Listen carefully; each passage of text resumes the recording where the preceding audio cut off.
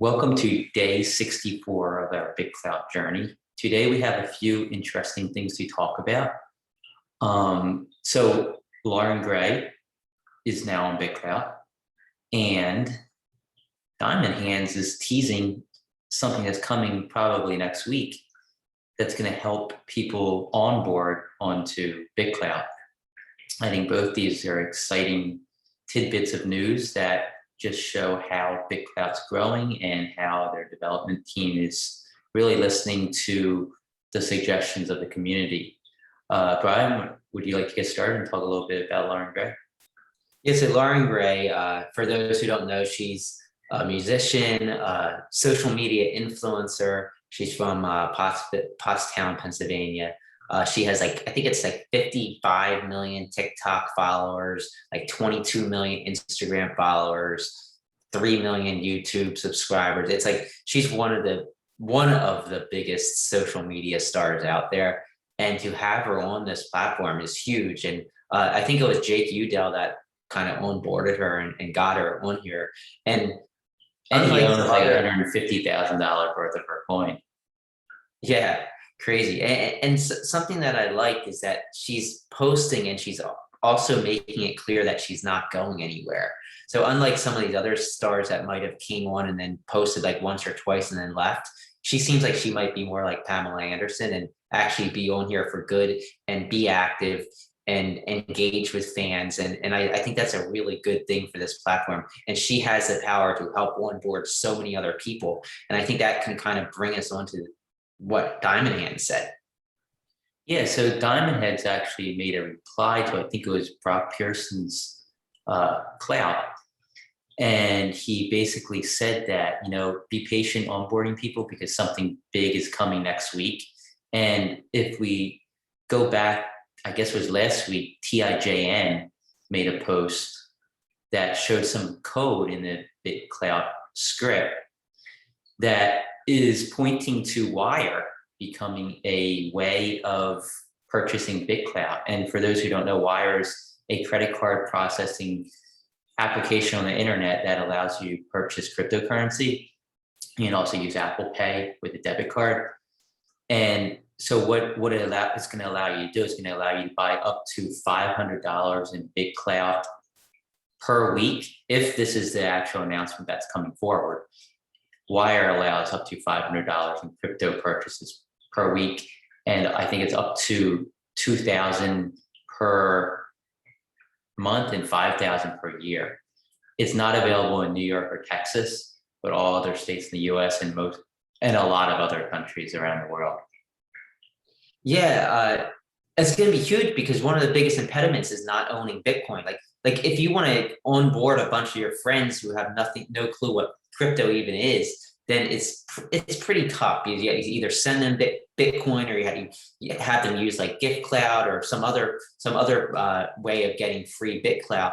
And it's kind of like hoops you got to jump through. And the more hoops you got to jump through, the harder it is to onboard people. Hey, Ed, can I ask you something? Can I ask you something? Yeah.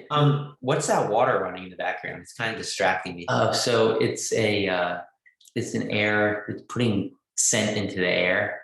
I don't know what vaporizer, because the cleaning people use the stinky mop when they were cleaning my office, and my office kind of smells. So I'm putting. You probably should have turned that off before we started filming this. I kind of like it. I think it's soothing.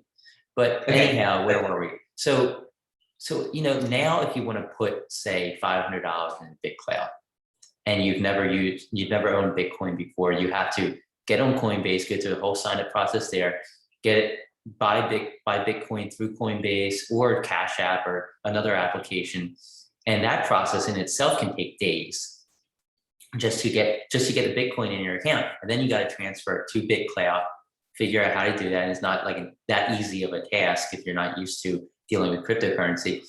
And then you got to use that BitClout to buy creator coins that you wish to buy your own coin if you want to do that. And by then you likely forgot what BitClout was.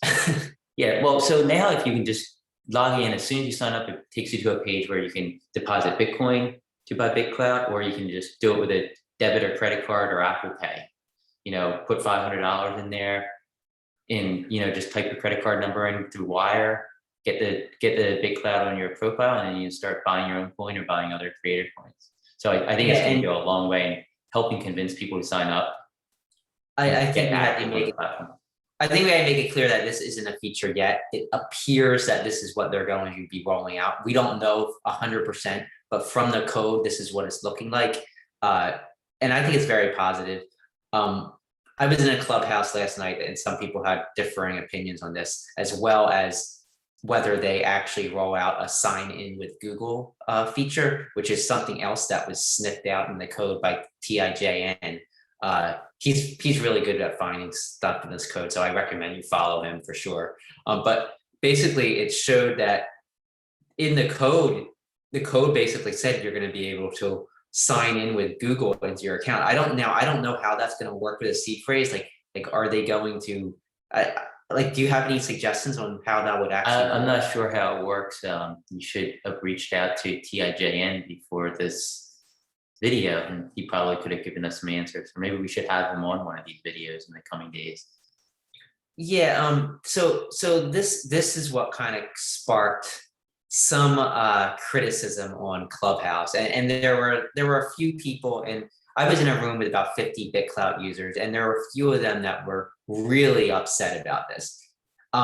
They basically said, once you introduce Google into this, you're taking away decentralization. It's no longer decentralized. This is so against the whole philosophy of the blockchain and decentralization. But in my opinion, as long as this is just an option across users and across the nodes that are going to run BitClout, I don't have a problem with it. I think it's awesome because it's going to allow the people who don't really care whether their information is on Google or not to sign up. Like if I don't want to sign in with Google, I don't have to sign in with Google. If another node wants to spring up and they don't want to allow you to use Google to sign in, then that's their prerogative, and that's fine as well. So I don't really have an issue. I can kind of understand why people kind of say, yeah, but this is supposed to be decentralized. But who cares?